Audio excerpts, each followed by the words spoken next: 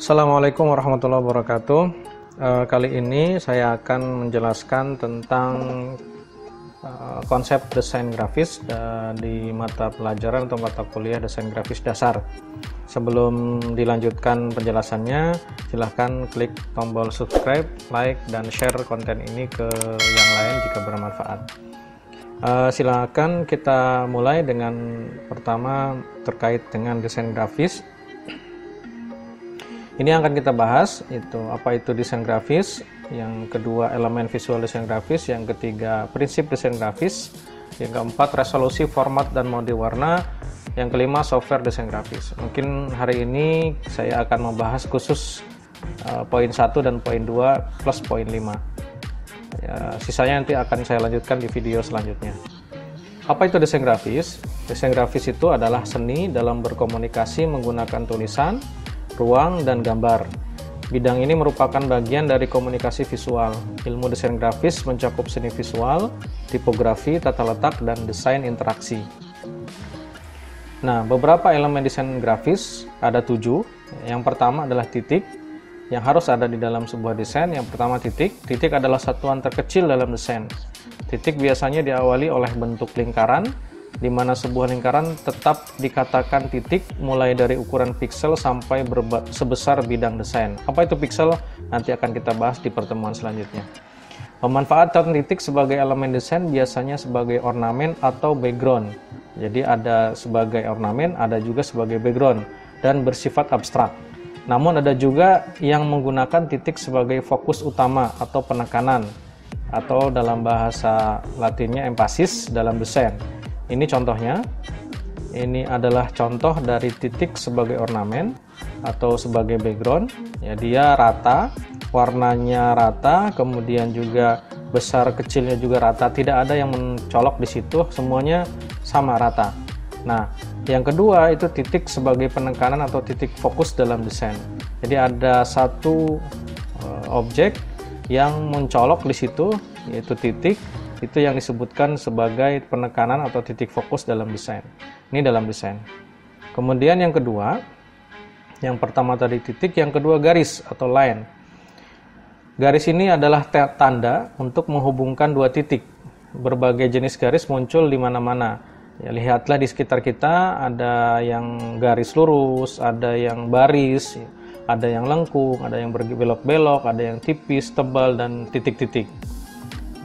Garis-garis ini dalam desain bisa digunakan untuk yang pertama mengatur informasi, yang kedua untuk menekankan kata, yang ketiga menghubungkan informasi, yang keempat outline foto atau garis tepi pada sebuah foto, yang kelima membuat kotak, ya, kotak biasa, persegi, persegi panjang, dan yang lainnya, yang keenam membuat bagan atau grafik seperti struktur organisasi dan lain-lain.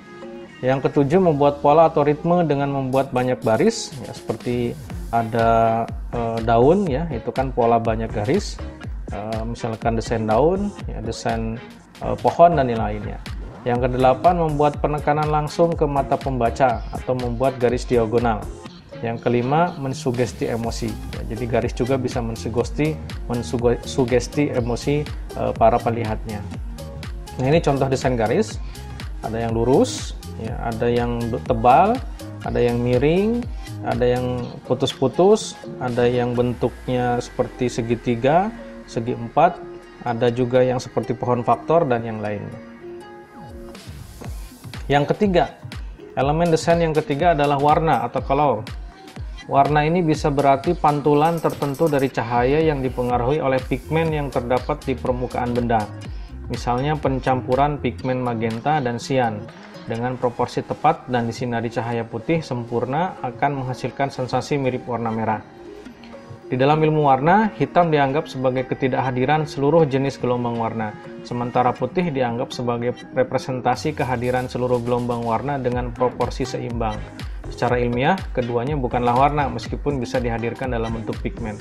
Jadi warna di sini bisa memang asli dari warna objeknya yang memang kita beri warna, atau bisa jadi pantulan dari cahaya ke permukaan benda yang kemudian menyatu menimbulkan warna yang baru. Warna di sini ada 3. Yang pertama ada warna primer, yaitu warna pokok. atau warna dasar yang terdiri dari merah, kuning, dan biru. Ini warna dasar dalam desain grafis. Warna primernya merupakan warna yang bisa membentuk semua jenis warna karena hasil pencampurannya. Jadi antara tiga warna ini, ya, merah, kuning, dan biru, ini bisa kalau dicampur itu bisa menghasilkan warna yang baru. Nah, warna yang baru itu dinamakan dengan warna sekunder yang kedua, yaitu warna hasil campuran antara dua warna primer.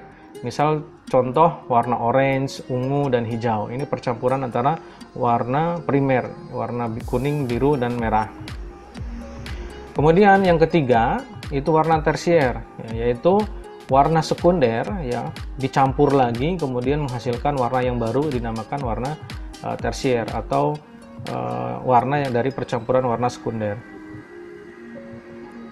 Nah, ini contoh warna. Ini ada 12 warna. Ini warna sekunder, kemudian di sini ada warna spektrum atau seluruh warna, ya, spektrum warna. Kemudian yang keempat adalah shapes. Dalam desain, shape ini mempunyai dua dimensi, ya, dan dua ukuran. Nah, ini tinggi dan lebar. Bentuk ditentukan oleh batas-batas seperti garis atau warna dan juga dapat dibuat dengan ruang negatif. Ini contohnya. Ini ada bentuk dengan garis, dia hanya sebatas garis tepi saja warna biru. Bentuk dengan warna, dia bukan hanya garisnya warna biru tapi lingkarannya juga menjadi biru, ya. Kemudian ada juga bentuk dengan ruang negatif atau selain dia berwarna biru juga di sini ada ruang negatif, maksudnya tidak ada warna di tengahnya. Oke.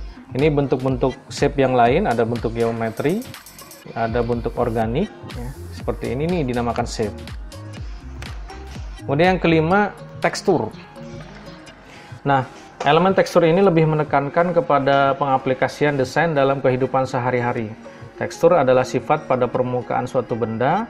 Tekstur bisa berupa kasar, lembut, licin, berpori, mengkilap, dan lain-lain.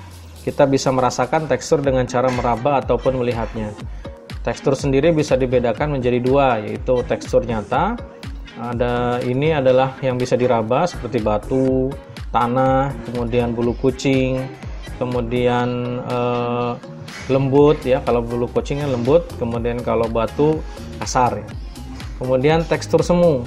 Nah, tekstur semu ini dihasilkan oleh ilustrasi dalam karya seni. Ini hanya ilusi akibat bentuk yang dibuat sedemikian rupa sehingga membawa imajinasi seolah-olah itu nyata. Ini contoh tekstur, ya. Ada daun, ada bata, ada karpet, ada tanah yang pecah-pecah.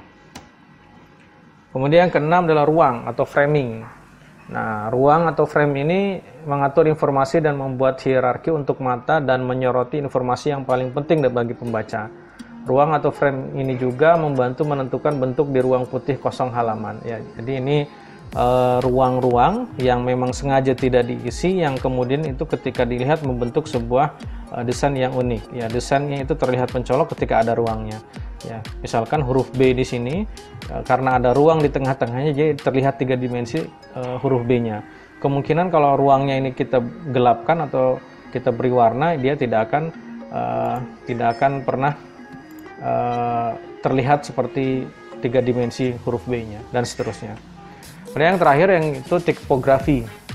Nah, tipografi ini elemen yang paling penting karena berkaitan dengan tulisan informasi yang akan kita sampaikan kepada masyarakat atau kepada orang yang ingin kita berikan desain. Nah, tipografi ini itu bisa saja berupa elemen yang lebih dari sekedar penggunaan kata-kata, tapi juga bentuk custom, font, kemudian tebal tipisnya dan seterusnya, yang kemudian dia mempunyai elemen visual yang membentuk bentuk sendiri. Nah, ini contohnya, contoh-contoh tipografi, ya, tulisan-tulisan yang dibuat seperti indah, ya, yang kemudian orang membacanya juga nyaman melihatnya. Nah, kemudian ini ada aplikasi desain grafis yang nanti kita akan coba pakai di channel ini. Ada Adobe Illustrator, ada Photoshop, dan CorelDRAW. Nah, ini contoh-contoh desain, ada poster atau flyer, ya. Ini ada brosur, kemudian ini ada paperback. Itu mungkin sedikit penjelasan tentang dasar desain grafis. Kita akan melanjutkan di video selanjutnya tentang prinsip-prinsip desain grafis. Semoga bermanfaat. Terima kasih. Assalamualaikum warahmatullahi wabarakatuh.